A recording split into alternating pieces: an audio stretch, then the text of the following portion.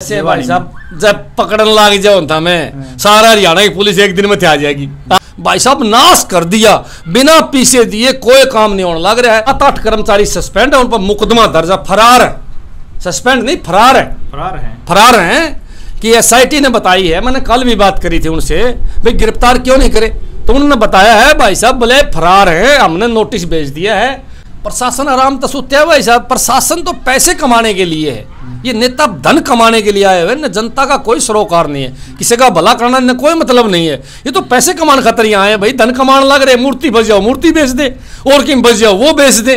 कि वो तो अनपढ़ थे, पुलिस तो पढ़ी लिखी थी, संवैधानिक पद पे बैठे भाई, आईएएस आईपीएस करके अफसर बन रहे हैं। उन लोगों ने मूर्ति गड़ा कैसे दी? कहीं ना कहीं तो दाल में काला है, फिर मूर्ति गड़ाने का उनके पास कोई अधिकार नहीं। दागा जब हरियाणा और हरियाणा चल देखने वाले सारे दर्शकों ने मंजीत कोत रहा हूँ फिलहाल हांसी में है। और एक बड़ा मामला आपने सुना होगा, 100 करोड़ की मूर्ति, यानी एक फिल्म देखी थी अपन कि फिर होगी हेरा फेरी। वह हेरा फेरी ईव जमा सरेआम दिखने लग रही है। मनोज राठी जी है, 100 करोड़ की मूर्ति इस मामला में पूरे जुड़ रहे हैं, शुरुआत से जुड़ रहे हैं कि कुछ चल रहा है। और देखो बड़े बड़े आरोप भी लागन लग रहे हैं। तो राठी साहब से बातचीत कराएंगे कि कुकर के रहे हैं, इसमें कई अधिकारी हैं, पुलिस वाले हैं, कई सस्पेंड भी हो चुके हैं बताया जा रहा है। तो बातचीत कराएंगे और के कुछ इस मामला में चल रहा है। राम राम राठी साहब। राम राम जी भाई साहब। राठी साहब मामला के पहले तो ये बताओ एक बार। देखो मामला ऐसे है कि यूपी का मजदूर है हिसार में, यहाँ 10-12 साल से यहाँ नौकरी कराया करता, मजदूरी कराया करता।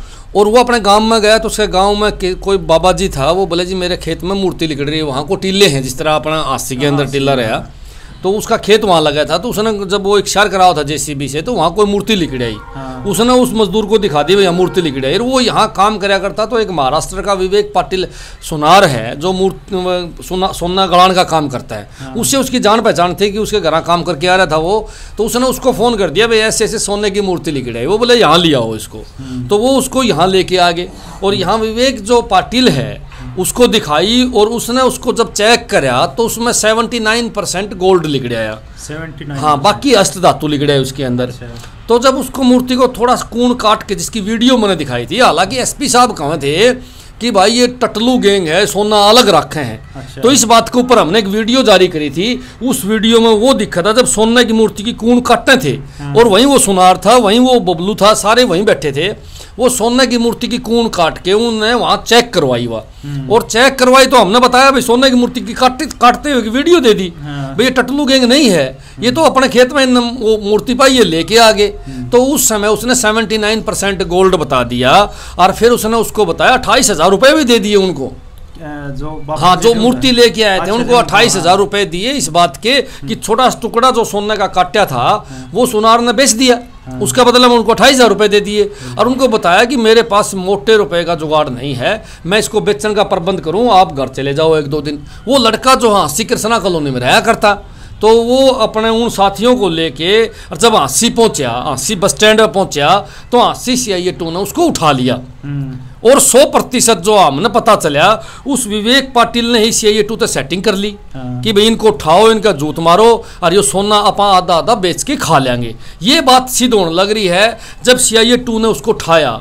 CIA 2 ने उठाने के बाद पूरी रात उनको पिटिया रे की बात कही कि दोबारा हरियाणा में मत आ जाना, यहाँ से आप निकल जाओ जितना जल्दी हो सके, नहीं तो हरियाणा में आओगे तो हर बार आपका ऐसे ट्रीटमेंट होगा। लेकिन अगले दिन विवेक पाटिल सुबह आया और विवेक पाटिल ने वो छुड़वा लिए और बोला जी मैंने CIA 2 को 14 लाख रुपए दिए हैं आपको छुड़वाने के लिए। और सोना की मूर्ति जो है वह भी आधी CIA की, आधी अपनी। राठी साहब पहले तो बताओ, देखो मामला हिसार का था, CIA 2 हांसी कुकुर के बीच में इसमें ऐसे है ना, वो हांसी आ गए और उसने सेटिंग कर ली, उसकी सेटिंग आड़ा बढ़िया थी। तो वो बीच में आ गए और यहाँ आने के बाद उसकी सेटिंग होगी और उन्होंने वो उठा लिया। जब वो उठाया तो उसको सुबह छुटवाया विवेक पाटिल ने। तो ऑडियो हमारे पास थी जिसको हमने प्रेस में रिलीज करी थी और कोर्ट में भी हमने वो ऑडियो रखी थी। उसके अंदर साफ विवेक पाटिल की उसकी बात होने लग रही कि मैं 14 लाख रुपए CIA को दे चुका हूं और मैंने आपको रिलीज करवाया। सोना आधा आधा इनको मिलेगा। हालांकि वो लड़का नू कहा भाई गरीब आदमी हमें, मेरी 2 बेबे मैंने बयानी है, सूखा हाथ मत भेजिए कि मेरे दे के भेज दिया हमने। लेकिन वो बोले आप चले जाओ, 1-2 महीने बाद मैं सेटिंग कर लूंगा और आपको बुला लूंगा। वो वापिस चले गए। लेकिन वो माल तो खुद बेच गए। और सच्चाई क्या है, जब वो 1-1.5 महीने बाद दोबारा यहाँ मजदूरी करने के लिए आया तो यहाँ मजदूरी करा करता वो लोकल आदमी तो मिल लिया। लोकल आदमी ने उनको उसने बता दिया भाई ऐसे चाहिए ने मेरी मूर्ति खोज ली। तो किसी ने उसकी दरखास्त आईजी हिसार को 6 मार्च को दिलवा दी। 6 मार्च को आईजी को दरखास्त देने के बाद जब दरखास्त हांसी आई तो उसने एसपी हांसी को मारक कर दिया। तो एसपी हांसी मिली नहीं उनसे, उन्होंने प्रयास करा मिलने का लेकिन वो मिली नहीं। 2-3 बार एसपी से मिलने के लिए गए, उल्टा सीआईए वाले उसको फिर फोन करके धमकाने लगे, लोकेशन अगर उनकी कटवाई जाओ, कॉल डिटेल कटवाई जाए तो लिख दिया। एक बात बताओ, मुलजिम का फोन है सीआईए के पास कहाँ जाए नंबर भाई।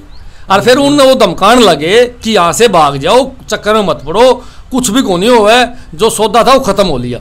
लेकिन वो जो लोग थे वो भाजे कोनी और वो प्रयास करते रहे। आखिरी में कोई युवा साथी थे 2-4, वो मेरे पास ले आए उनको, भाई ऐसे ऐसे मामला है। मैं उनको मना कर गया था, भाई ये बड़ा मामला है, आपको भी नुकसान हो जाएगा, आप अपने घर जाओ। बोला ना जी आप इस मामले को उठवा दो। तो मैं मिले फिर एडीजीपी साहब से। जब मैं एडीजीपी साहब से मिला तो एडीजी साहब ने मेरे को बताया भी कल 11 बजे हम मूर्ति मंगा लेंगे। मेरे सामने उसने सीआईए में फोन कराया कि मूर्ति कहाँ है, तो सीआईए वाले बोले जी हमारे पास है, और बोला जी कल हम इसको मंगवा लेंगे मूर्ति को आपके पास।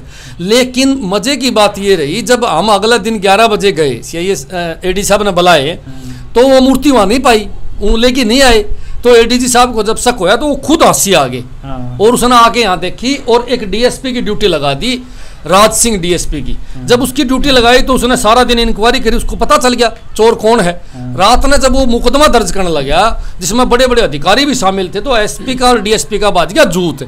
10-11 बजे लग जूत बाजा और 10-11 बजे पाछे डीएसपी की रात को ही बदली कर दी गई हांसी से, रात को ही बदल दिया वो। इससे ये सिद्ध हुआ है कि कहीं ना कहीं कोई पॉलिटिकल नेता भी इस कांड में शामिल है। उसका नाम भी जल्दी आओगा, आपको बताऊं अभी के। उसके बाद में जब ये मामला होया तो हमने भी, हमारे भी सूत्र हैं, हमने भी सूत्रों से पता चल गया कि मूर्ति नहीं है, मूर्ति की जगह बिस्किट है। तो हमने अगले दिन प्रेस कॉन्फ्रेंस रखी। प्रेस कॉन्फ्रेंस में हमने जब ये बात सिद्ध करी भाई मूर्ति नहीं है बिस्किट है, तो इस बात के ऊपर 1 घंटे बाद में एडीजीपी साहब ने प्रेस कॉन्फ्रेंस करी। एडीजी साहब ने प्रेस कॉन्फ्रेंस में यहाँ भर ली कि मूर्ति नहीं है बिस्किट है और हम सीआईए 2 को सस्पेंड करते हैं और उन पर पर्चा दर्ज करने की बात करते हैं। लेकिन थोड़ी देर बाद में 4 बजे एसपी हांसी ने प्रेस कॉन्फ्रेंस रख दी, जो आपने भी देखी होगी, जो मजाकिया प्रेस कॉन्फ्रेंस जिसको हम कहेंगे। तो उस पूरी प्रेस कॉन्फ्रेंस में एक मजाक चल रहा था, कभी वो उसको बबलू जी कहे, कभी बराबर में बिठावे, कभी मुलजिम कहे। उसको समझ में नहीं आ था कि करना क्या है। उसको उठा ले और उठाते ही उसके ऊपर मुकदमा दर्ज कर दिया। मैं तो बार बार एक बात कहना चाहूँ, इस प्रदेश के अंदर अंधा कानून है।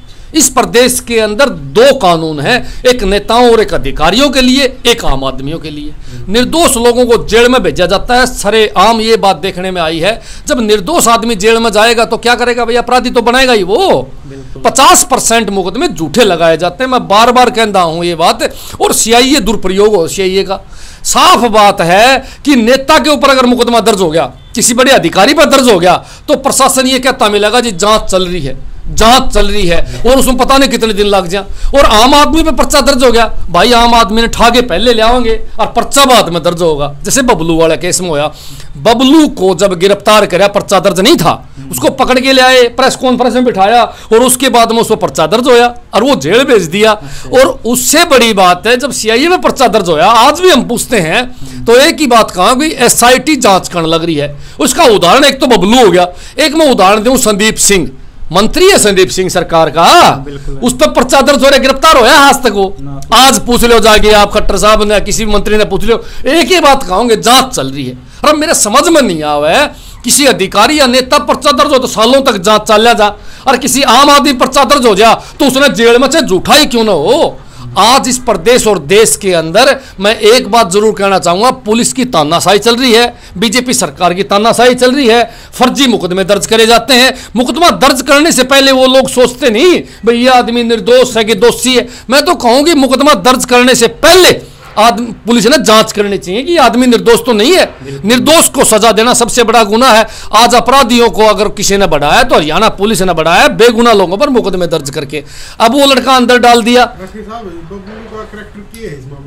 बबलू का करैक्टर ये है कि बबलू यूपी से जो मूर्ति लेके आए थे उनके साथ आया था, क्योंकि वो यूपी का रहने वाला है, काम यहां करे है, तो उसको टटलू गैंग का हेड बना दिया पुलिस ने और अंदर डाल दिया। लेकिन जब कोर्ट में हम आए और कोर्ट में हमने ऑडियो दी जिस मूर्ति को काटा हुआ वीडियो दी, और सबसे बड़ा एक लेटर हमने दिया जो हमारे सूत्रों ने दिया। भाई लो छुपा तो रखा था लेटर। एडीजी साहब ने 17 तारीख को लेटर लिखा एसपी हांसी को कि इस केस में कोई कार्रवाई नहीं करनी, किसी की गिरफ्तारी करनी नहीं करनी, कोई मुकदमा दर्ज नहीं करना, एसआईटी करेगी इसमें। अच्छा। लेकिन 18 तारीख को एसपी हांसी ने मुकदमा दर्ज कर दिया। तो 19 तारीख को एडीजीपी ने फिर लिखा कि आपने हमारे आदेश का उल्लंघन क्यों करा, जबकि हमने आदेश दिया था कि ऐसा नहीं करना है। वो दोनों लेटर हमारा हाथ लगे जो हमने कोर्ट में रखे, और कोर्ट में जब ये सारे एविडेंस हमने रखे तो बबलू की जमानत होगी, नहीं तो धाराएं ऐसी लगा रखी थी, 3-4 महीने दाल पीने का जुगाड़ कर रखा था। और पुलिस प्रशासन एक भी सबूत नहीं दे पाया कि ये टटलू गैंग है या किसी का टटलू काटे थे। एक बात मेरे समझ में नहीं आई, 2 दिन पहले एसपी ने बयान दिया कि ये टटलू काटे थे किसी का, सीआईए ने ठाए पिटे, और हमारे पास कोई ऐसा कंप्लेंटेड नहीं आया जिस तरह हम इन पर पर्चा दर्ज करा। जब मीडिया ने पूछा आपने छोड़ क्यों दिए, बोला जी कोई बंदा कौन पाया मुकदमा दर्ज करने का। और ठीक 2 दिन बाद में विवेक पाटिल जो सुनार है उनके साथ काम करने वाला, उसको तो मुद्दई बना दिया और इनको मुलजिम बना दिया। जबकि सच्चाई ये है कि हांसी पुलिस उस मूर्ति को बेच के खागी। ये जो बिस्कुट रखे हैं मूर्ति के, ये मूर्ति के बिस्किट नहीं है, ये फर्नेस फैक्ट्री से लाके दर दिए भाई। अच्छा। मूर्ति तो बेच के खागी, करोड़ों का खेल है। कई नेता, एक आधा नेता भी इसमें शामिल है, पुलिस अधिकारी भी इसमें शामिल है, और सीआईए 2 वाले शामिल हैं। और सीआईए 2 पर मुकदमा दर्ज हो गया, सस्पेंड कर दिए, और उनकी इंक्वायरी चलन लग रही है। यो बड़ा गोलमाल खेल है। मैं सरकार से बार बार मांग करता रहा हूं कि इसकी निष्पक्ष जांच हो। इसकी तो जांच सीबीआई को देनी चाहिए। हालांकि सरकार ने एसआईटी बनाई है, 3 आईपीएस लगाए हैं, लेकिन देखो मैं एक बात और कहूंगा, कहीं ना कहीं पुलिस का फेवर लिया जाएगा, और आम आदमी का अगर मामला हो तो भाई अपने कदे का ठाके भीतर दे देंगे, सारी दुनिया के सामने है। बार बार एक ही बात है भाई, सरकार से भी मांग हमारी कि इसमें कार्रवाई होनी चाहिए। ये तो अच्छा होया कि पुलिस के पास एविडेंस नहीं थे, नहीं तो गैंगस्टर बना दिया था भाई बबलू, तो उसको छुड़वा के ले आए, जमान तो उसकी हुई। तो कहीं ना कहीं न्याय अभी जीवित है इस देश और प्रदेश के अंदर। अगर कोई न्याय मिलता है कहीं तो कोर्ट में मिलता है, और कोर्ट में विश्वास भी है। एडीजी साहब भी अच्छा अफसर है, ईमानदार अफसर है, और ठीक काम करने लग रहा है। उस पर भी हमने पूरा विश्वास है कि वो इस बच्चे को न्याय देगा, इस मामले को बाहर निकालेगा। किसी भी धर्म की, कोई भी देवता की मूर्ति को गड़ाना घोर पाप है, अन्याय है। ऐसा करने वाले वो लोग हैं। देखो मजदूर तो थे अनपढ़, चलो ले आए वहां से, उनकी तो बेचने की इच्छा भी होगी क्योंकि वो तो अनपढ़ थे। लेकिन मैं एक बात जरूर आपको बताऊंगा कि वो तो अनपढ़ थे, पुलिस तो पढ़ी लिखी थी, संवैधानिक पद पे बैठे भाई, आईएएस आईपीएस करके अफसर बन रहे हैं। उन लोगों ने मूर्ति गड़ा कैसे दी? कहीं ना कहीं तो दाल में काला है। फिर मूर्ति गड़ाने का उनके पास कोई अधिकार नहीं, कोई मूर्ति की वीडियो नहीं बनाई गड़ाते हुए। और सबसे बड़ी बात है, जो किसी भी देवता की मूर्ति को आप छेड़ नहीं सकते, पुरातत्व विभाग को देनी थी वह मूर्ति, लेकिन वो नहीं दी, तो इसका मतलब दाल में काला है ना। बिल्कुल है, साफ दिखा है। कहीं ना कहीं करोड़ों की मूर्ति बेच के हजम कर ली, और वो बिस्किट फॉर्मेलिटी के तौर पर रख दिए। अब इसकी जांच जो होगी तब पता चलेगा कहानी क्या है आगे की। राठी साहब कुछ ऐसे नहीं लग रहा है मामला कुछ ठंडा हो रहा है, दबाया जा रहा है? ना, इतना सस्ता नहीं है। अभी तो हम काटने लाग रहे हैं, एक एक डिटेल आपको बता देंगे। भाई देखो, इस प्रदेश के अंदर ईमानदार लोगों की कमी नहीं है, या मजबूत लोग हैं, ईमानदार लोग हैं, और वो लोग जो मेहनत करने लग रहे हैं, हमारे बरगताई भी सबूत लेके देने लग रहे हैं, उन लोगों का पूरा हाथ है इनको जेल तक पहुंचाने का, इनको सजा दिलाने का। और बात सुन ले भाई, 10 आदमी जेल में जाएंगे तो 100 सुधरेंगे। पुलिस अधिकारी जो आज मनमानी करने लग रहे, पूरा प्रदेश में भ्रष्टाचार का बोलबाला है। निर्दोष आदमी उससे न पैसे ले दे रुपये तेरा नाम काट देंगे। खुलेआम रिश्वत का खेल खेलने लग रहे हैं। ये रिश्वत का खेल, भ्रष्टाचारी का खेल जब बंद होगा, जब पुलिस के अधिकारी ही जेल में जाएंगे, जो भ्रष्टाचारी करने वाले ही जेल में जाएंगे, तब ये खेल बंद होगा। नहीं तो मैं तो मान लूंगी पूरी प्रदेश की सरकार और पूरे ये अधिकारी भ्रष्टाचार में सिर तक डूबे हुए हैं। भाई साहब, राठी साहब, सिस्टम पर नहीं सवाल उठ रहा। एक आम आदमी एविडेंस ले, सबूत ले देने लग रहा है, प्रशासन क्या कर रहा है? फिर प्रशासन आराम तो सुत्या है भाई साहब। प्रशासन तो पैसे कमाने के लिए है, ये नेता धन कमाने के लिए आए हुए, न जनता का कोई सरोकार नहीं है, किसी का भला करना न कोई मतलब नहीं है। ये तो पैसे कमाने खातर यहाँ आए भाई, धन कमाने लग रहे। मूर्ति बच जाओ मूर्ति बेच दे, और किम बच जाओ वो बेच दे। मतलब मैं तो कहूँगा कि देखो बात सुनो, शमशान घाट तक की जमीन यहाँ के नेताओं ने नहीं छोड़ी, तो आप इस्तेफाल तो और के लगाओगे? भ्रष्टाचार को खत्म करने के लिए पुलिस है जी, कि जो क्राइम और भ्रष्टाचार हो, लेकिन खुद पुलिस ही ऐसे काम कर रही है तो फिर क्या होगा? देखो एक कहावत है, रक्षक ही अगर भक्षक हो जाए, रक्षक ही भक्षक हो जाए तो हमारा देश में कैसे बचेंगे लोग। अरे ने तो वो काम कर रखा, घर की बई कक्का लिखनिया। मेरे भाई ये पुलिस वाले अपनी बई खुद रखे हैं। आज भ्रष्टाचार 100% फैल गया है, 100%। कुछ ईमानदार जो अधिकारी हैं, ईमानदार जो कर्मचारी, उन ईमानदार को नहीं रहने दे भाई। थाने में लगाओगे तो वही इतने दे हमने। आज मंथलियों का खेल खेलने लग रहे हैं खुलेआम। एसपी मान लो, विधायक मान लो, मंत्री मान लो, हर महकमे तक मंथली इकट्ठी करने का काम करते हैं, पैसा इकट्ठा करने का काम करते हैं। मैं तो इनको नहीं कहूंगा ये सरकार नहीं है, या तो गैंग है, गैंग रुपये कमाने की। ये तो एक लुटेरों का गिरोह है। मैं तो ये भी कहूंगा कि ये डकैत हैं सारे के सारे। इन लोगों ने डकैती मार के हरियाणा को परेशान कर दिया, हरियाणा को बर्बाद करने का काम कर दिया। राठी साहब, आम आदमी एक न्याय की गुहार लगा है इस प्रशासन पे, लेकिन परसों की बात है एसआई मैडम था ही है कि रिश्वत लेंदे हुए।